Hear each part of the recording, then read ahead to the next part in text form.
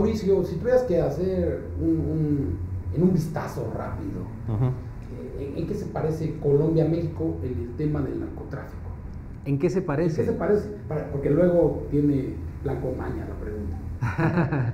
Yo creo que se parece en el narcotráfico. Colombia y México en temas de narcotráfico se parece tal vez en la idiosincrasia de su pueblo. Es un pueblo que intenta buscar la solución a sus problemas económicos de diversas maneras y algunas de ellas ilegales.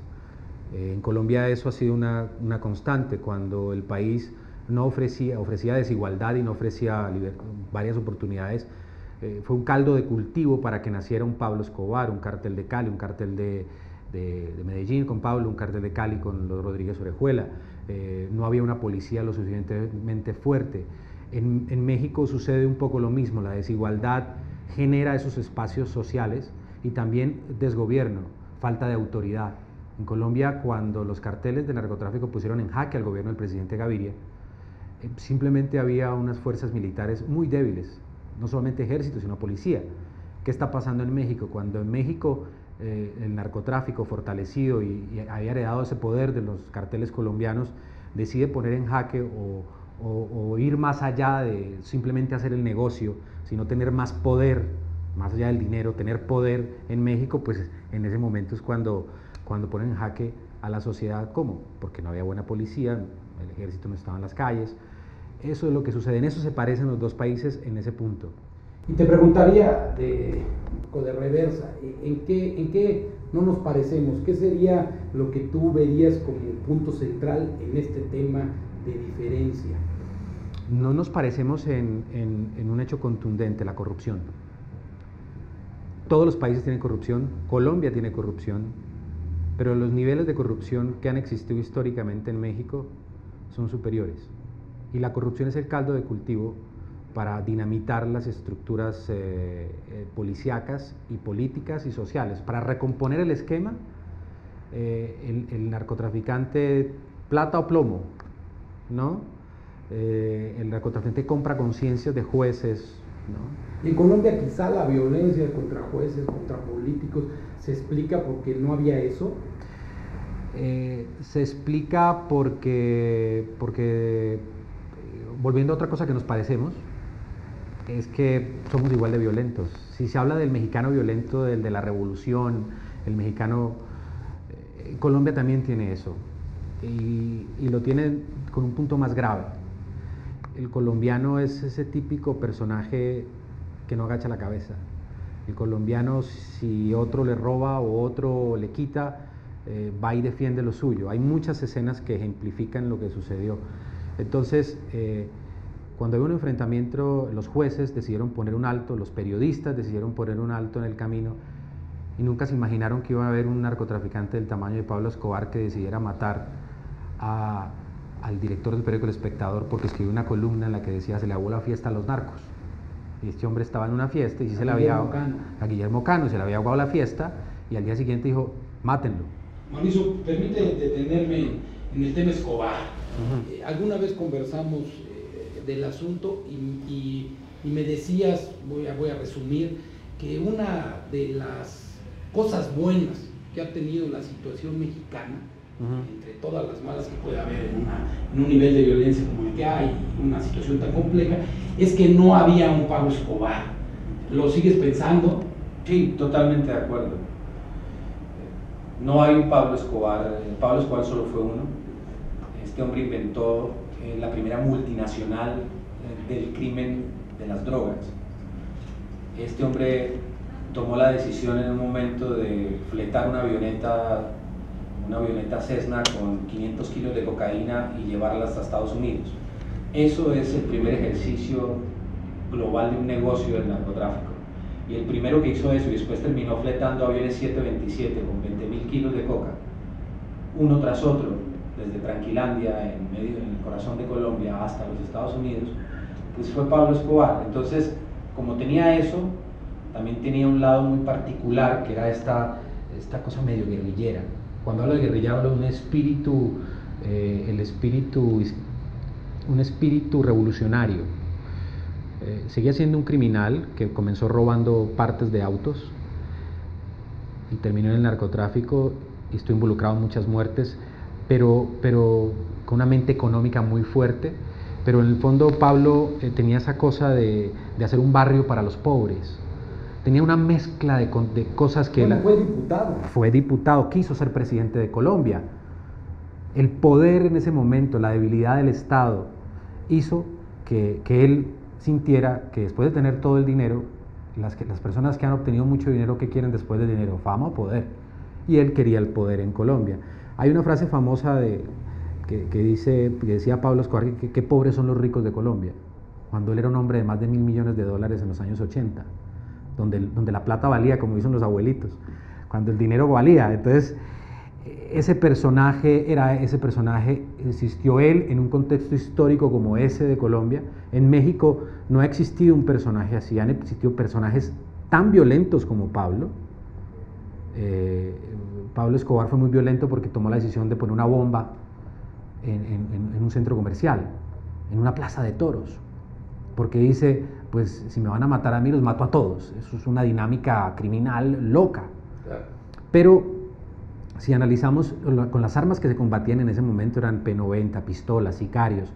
En Colombia nunca existió en la época del narcotráfico, en la primera etapa, los rifles. O sea, existían los combates por fuera, pero no habían R15, no habían Barrett 50. O sea, eso que vive hoy México, o sea, no existe un Pablo Escobar como el fenómeno social que quiere tumbar el Estado y hacer algo distinto. Eso no existe en México, pero existen personas tan violentas como él, como el personaje de los Zetas, quien comanda los Zetas, como los propios, el cartel de los Leiva.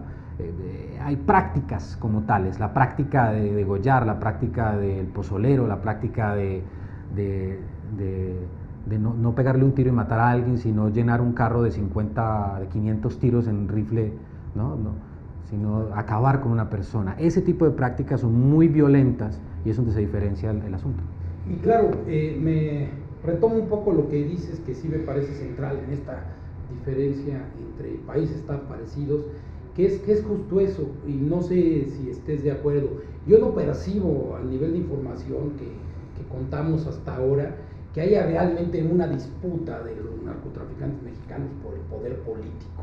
No sé si tú lo ves igual. Creo que no estamos por fortuna en esas coordenadas. No están por el poder político, pero sí ejercen un poder político de alguna manera en las regiones, porque en lo municipal, donde yo tengo mi negocio, quiero controlarlo. Esa es un poco la filosofía del narcotraficante, o la filosofía de cualquier delincuente. Te estoy hablando del que comercia con piratería, te estoy hablando del que comercia con trata de blancas. Todos hacen lo mismo. En términos generales, el crimen es igual. Entonces, trata de controlar. Entonces, el día que al señor que maneja el narcomenudeo en una esquina de una escuela, el día que al señor que maneja las prostitutas en 2 cuadras, le ponen 2 policías nuevos, se enfrenta y controla su cuadra porque él cree que ese territorio es de él. Porque de alguna manera el Estado se lo dejó.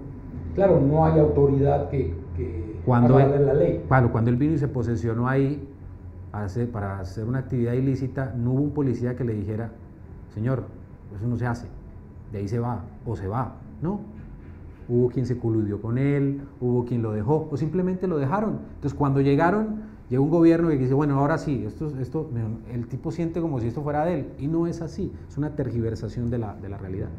Y Mauricio, un poco con la experiencia colombiana, donde sí hay coordenadas comunes, digamos, te preguntaría, en el tema periodístico, que fue vital en Colombia, fue muy importante, tú que conoces bien México, eres corresponsal, reportero, analista de estos temas. Cuasi mexicano ya.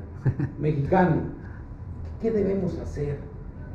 ¿A qué nos debemos preparar? Yo creo que lo han hecho bien, sobre todo los periodistas en las regiones. Ellos lo han hecho muy bien y ahí están los resultados, ¿no? Uno de los países con la mayor cantidad de periodistas muertos en las regiones. ¿A qué se debe preparar? Se debe preparar para hacer mejor periodismo. ¿En qué sentido? En contar qué sucede alrededor de las comunidades, a despolitizar la noticia y incluir más a la gente. A mí me sorprende mucho en México que la gente no habla en los noticieros. O sea, la gente sobre temas importantes. Hay que incluir a la gente y eso ayuda porque la gente le siente más respeto al medio de comunicación y el periodista tiene que integrarse más a su sociedad, al núcleo donde está. Eso hace más fuertes a los medios, creo que hace más fuertes y hay que prepararse para lo que han venido haciendo algunos medios de apoyar más a quienes están en situaciones difíciles, ¿no? O sea, y deben prepararse para una cosa que se llama el posconflicto. En Colombia, solo en el tema de guerrilla, te voy a colocar una cifra que salió hace pocos días, durante los últimos 10 años han existido 14.000 guerrilleros o presuntos guerrilleros muertos. Esos son al fin y al cabo colombianos, eso al fin y al cabo son gente con familias.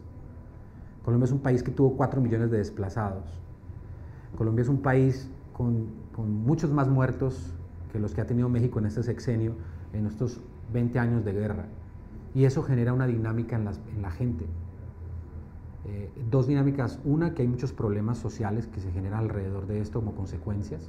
Van a haber consecuencias en lo que está pasando en México y el periodismo debe prepararse para cubrirlas, para estar ahí y para la verdad, para lo que viene después, ¿no? O sea, no va a ser que si hay un cambio de gobierno y un cambio de política y ya no vamos a hablar, tal vez no hablemos más, en el país suceda algo como sucedió en Colombia, en el gobierno Uribe se hablaba de la guerra, hoy se habla de la economía, hoy el presidente Santos habla de un país nuevo, pero siguen habiendo muertos. Pero ¿sabes de lo que se habla mucho? Es de restitución de las víctimas, de restitución de tierras, de la memoria histórica. Así como los españoles hoy están todavía haciendo películas y escribiendo libros sobre la guerra civil, nosotros estamos produciendo libros, produciendo historias, empezando a contar la historia, las miles de historias que hay que contarlas como catarsis para salir del tema. Y esto va a producir cine, va a producir literatura, va a producir historia. En México va a pasar igual, ya está sucediendo, pero esto es largo, va a pasar 10 años y a eso se debe preparar un poco la conciencia de los países. Y que no es malo, o sea, no piensen que el hecho de que exista una película de narcotráfico en México le preocupa mucho al mexicano de que qué van a decir de México afuera. No, México afuera seguirá siendo el país del mariachi, el del turismo, el de la buena comida, el gran país, la historia milenaria. Esto va a seguir siendo México y también el narcotráfico y lo que claro, generó. Es una parte de la situación, pero un poco ya para que me quede claro esta situación. También dejar de lado la memoria histórica, dejar de lado el saber quiénes son los muertos, es una especie, creo yo, de alimentación de la propia violencia, del sicariato, porque caso que no sea resuelto, caso que no tenga una explicación oficial, bueno, tienen ahí a sus deudos, y sus deudos a lo mejor deciden también hacer justicia por su cuenta, ¿no? De eso se trata, hay que tener un proceso de reconciliación. México necesita un proceso de reconciliación en el norte del país, donde han fallecido la mayor cantidad de los 47.000 muertos, y eso va a llegar en algún momento, y se necesitan monumentos, se necesitan sitios donde se recuerden a las víctimas, se necesita darles ese lugar, pero el tiempo es el que se encarga de eso. La gente pensaría que quien de alguna manera era presidente en este momento es el responsable de hacer todo eso. No, el tiempo, es el país en general. Va a llegar otro gobierno y tal vez otro gobierno. El chiste es no olvidar que esos muertos tienen familias, hay historias ahí y hay gente que hay que reconocer, como sucede con la mayoría de las víctimas en otros conflictos. Y esto que dices del tiempo, tenemos que, con la experiencia colombiana, tenemos que acostumbrarnos a que esto no tiene un final cercano a la vista, ¿verdad, Mauricio? No tiene un final cercano el tema del conflicto de los narcotraficantes peleándose por el control, porque no se ha definido el tema de las drogas en el mundo todavía, porque hay control parcial casi muy fuerte de los carteles mexicanos sobre el comercio de la droga en Estados Unidos y aquí. No va a cambiar pronto, pero ¿sabes qué va a cambiar? Va a ser más pronto de lo que la gente se imagina. Mira, hoy en Colombia estamos hablando de la cumbre de las Américas, estamos hablando de un país boyante, estamos hablando de fútbol, ya no hablan de muertos. Mira, tampoco fue tanto tiempo, 10 años, o sea que la cosa para México tampoco es tan grave y el tiempo va a llegar y va a ayudar de buena manera.